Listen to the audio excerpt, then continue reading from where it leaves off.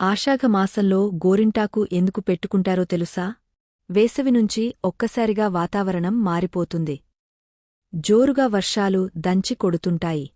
ఇలాంటి మార్పు మొదలైన కాలంను ఆషాఢం మాసం అని పిలుస్తాం. ఆషాఢం వచ్చిదంటే చాలు వర్షాలు పడుతుంటాయి. దీంతో వాతావరణం అంతా చల్లగా మారుతుంది. అంతేనా, సూక్ష్మక్రిములు పెరిగా అంటురోగాలు వ్యాపిస్తుంటాయి. అయితే వర్షాలు ఎక్కువగా పడడం వల్ల వాతావరణం చల్లబడుతుంది కాని ఒంట్లో వేడి అలానే ఉంటుంది. బయట వాతావరణానికి సమానంగా మన శరీరం మారిపోతుంది. దీంతో మన శరీరంలో కొంత చికాకుగా ఉంటుంది. గోరింటాకులో వేడిని తగ్గించే అద్భుతమై గుణం ఉంటుంది.